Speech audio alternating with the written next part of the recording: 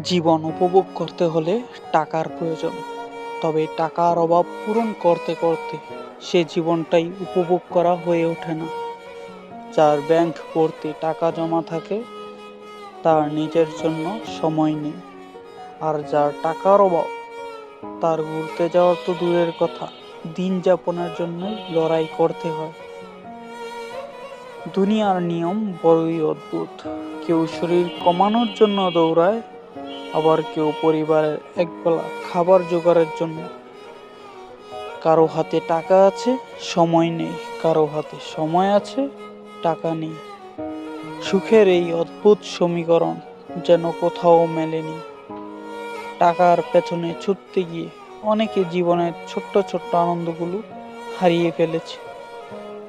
আবার কেউ চায় একটু স্বস্তি, একটু শান্তি, কিন্তু বাস্তবতার চাপে তা অসম্ভব হয়ে দাঁড়ায়। সময়ের অভাবে কেউ নিজের শখ পূরণ করতে পারে না, টাকার অভাবে কেউ নিজের স্বপ্নকে বাস্তবে করতে পারে না। তবে জীবন কি শুধু টাকার উপর নির্ভর করে, নাকি জীবনের মানে খুঁজে পাওয়া যায় সময় আর সম্পর্কের সঠিক ব্যবহারই? এই দোটানার মধ্যেই জীবন এগিয়ে চলে। কেউ স্বপ্ন দেখে, কেউ লড়াই করে, তবুও জীবনের এই চক্র থেকে কেউ মুক্তি পায় না।